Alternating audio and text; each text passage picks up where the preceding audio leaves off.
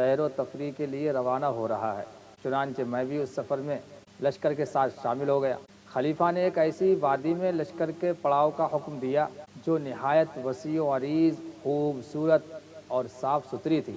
موسم بہار میں وہاں کئی بار بارشیں ہو چکی تھیں، جس کی وجہ سے وادی پھولوں اور مختلف قسم کے نباتات سے آراستہ و پیراستہ تھی۔ وہ وادی ایسی خوبصورت اور دل کو لبھانے والی تھی کہ اسے دیکھتے ہی وہاں قیام کرنے کو جی چاہتا تھا، اور ویسے بھی وہ ہر اعتبار سے قیام کے لیے موزوں تھی۔ وہاں کی مٹی ایسی تھی جیسے کافور کی ڈلیاں، اور وہاں کے ڈیلے ایسے صاف و شفاف تھے کہ اگر انہیں اٹھا کر پھینکا جائے تو بالکل ہاتھ گرد آلود نہ ہو۔ وہاں خلیفہ کے لیے وہ ریشمی خیمے نصب کیے گئے جنہیں یوسف بن عمر نے یمن سے بھیجا تھا۔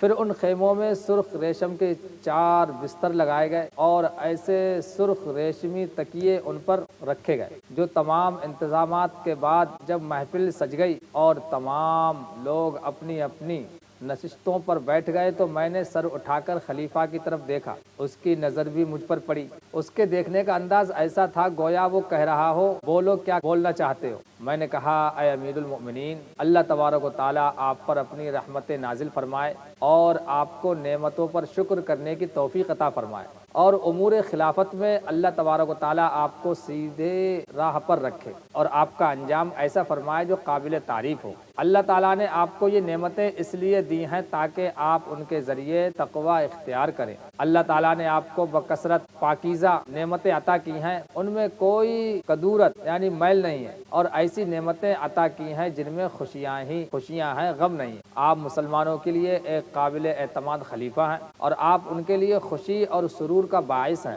جب انہیں کوئی مصیبت درپیش ہوتی ہے تو وہ آپ ہی کی طرف رجوع کرتے ہیں، اور ہر مشکل کے وقت آپ ان کے لیے جائے پناہ ہیں۔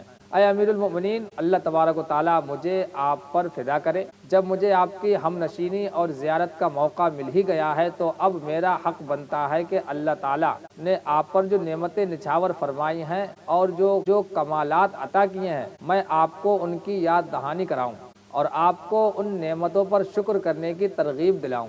اس کا سب سے بہترین طریقہ یہ ہے کہ میں آپ کو سابقہ یعنی پہلے کے بادشاہوں کے قصے سناؤں۔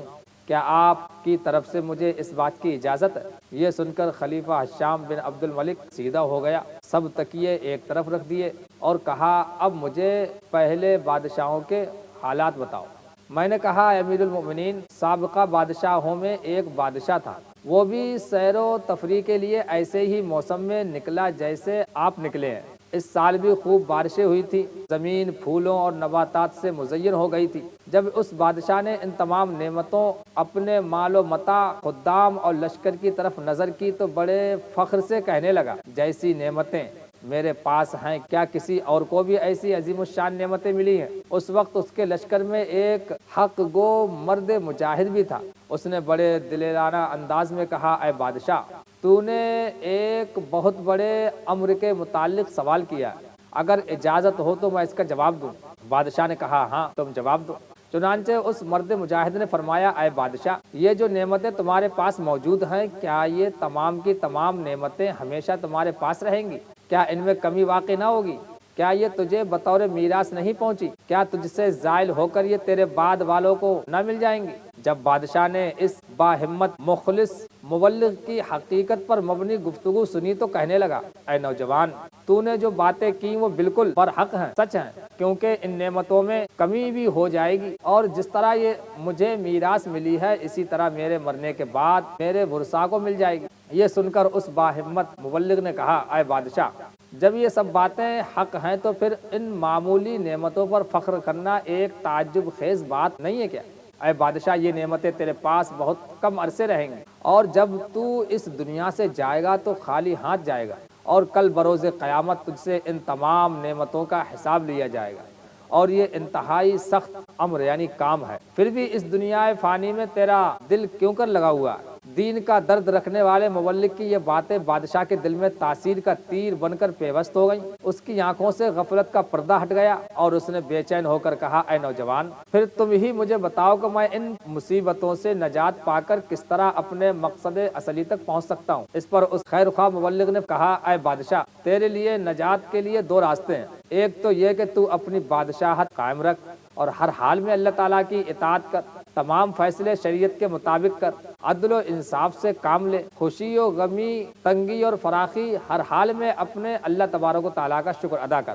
دوسری صورت یہ ہے کہ تو تاج و تخت چھوڑ کر درویشی لباس اختیار کر لے اور کسی پہاڑ کے دامن میں گوشہ نشین ہو کر اپنے پروردگار کی عبادت میں مشغول ہو جا۔ تیری نجات کے یہی دو راستے ہیں، تو جس کو چاہے اختیار کر لے۔ بادشاہ نے کہا، اے نوجوان، کل میرے پاس آنا، آج رات میں غور کروں گا کہ کون سا راستہ اختیار کروں۔ اگر میں نے بادشاہت والا راستہ اختیار کیا تو میں تجھے اپنا وزیر بناؤں گا اور ہر معاملے میں تیری اطاعت کروں گا، کبھی بھی تیری نافرمانی نہیں کروں گا۔ اور اگر بادشاہت چھوڑ کر گوشہ نشینی اختیار کروں گا تو میرے ساتھ میرا رفیق بن کر رہنا، میں تیری ہر بات مانوں گا۔ اتنا کہنے کے بعد بادشاہ اپنے خیمے کی طرف چلا گیا۔ صبح کے وقت جب وہ مخلص مبلغ بادشاہ کے پاس گیا تو اس نے دیکھا کہ بادشاہ نے شاہی تاج اور شاہی لباس اتار کر فقیروں والا لباس پہنا ہوا ہے۔ اس بادشاہ نے پختہ ارادہ کر لیا اپنے رب کی عبادت کرے گا، چنانچہ وہ تاج و تخت اور دنیا کی رنگینیوں کو چھوڑ کر اس مخلص مبلغ کے ساتھ جنگل کی طرف چلا گیا اور دونوں آخری وقت تک وہیں ایک پہاڑ پر اپنے خالق حقیقی یعنی اللہ تبارک و تعالیٰ کی عبادت میں مشغول ہو گئے۔ جب یہ واقعہ سنا بادشاہ حشام نے تو رونے لگا اور اتنا رویا کہ اس کی داڑھی آنسوؤں سے تر ہو گئی۔ پھر خلیفہ نے حکم دیا تمام خیمے اکھاڑ دیے جائیں اور تمام بستر اٹھا لیے جائیں اور تمام لشکر فوراً محل کی طرف روانہ ہو جائے۔ چنانچہ خلیفہ اپنے سارے لشکر کو لے کر روتا ہوا محل کی طرف روانہ ہو گیا۔ وہاں پہنچ کر اس نے تمام امور مملکیت اپنے بھائی کے سپرد کیے اور خود محل کا ایک کونا سنبھال لیا، یعنی بادشاہت اپنے بھائی کے سپرد کر دی اور محل کا ایک کونے میں جا کر اور تمام دنیاوی آسائشوں کو چھوڑ کر اپنے مالک حقیقی کی عبادت میں مشغول ہو گیا۔ جب اس کے اہل خانہ یعنی گھر والوں نے اور خدام وغیرہ نے خلیفہ کی یہ حالت دیکھی تو وہ سب کے سب حضرت سیدنا خالد رحمۃ اللہ تعالی علیہ کے پاس آئے اور کہنے لگے، آپ نے امیر المؤمنین کی کیا حالت کر دی ہے؟ آپ رحمۃ اللہ تعالی علیہ نے اس کی تمام لذتیں ختم کر دی ہیں۔ آپ کی باتیں سن کر اس نے سیر و تفریح کو بھی ترک کر دیا۔ تو آپ نے فرمایا، تم سب مجھ سے دور ہو جاؤ، بے شک میں نے اپنے پروردگار سے وعدہ کیا ہے کہ جب بھی میں کسی بادشاہ سے ملوں گا تو اسے نیکی کی دعوت دوں گا اور بری باتوں سے منع کروں گا اور اسے اللہ تعالیٰ کی یاد ضرور دلاؤں گا۔ چنانچہ خلیفہ کو نصیحت کر کے میں نے اللہ تبارک و تعالیٰ سے کیا ہوا اپنا وعدہ پورا کیا ہے، کوئی برا کام نہیں کیا ہے۔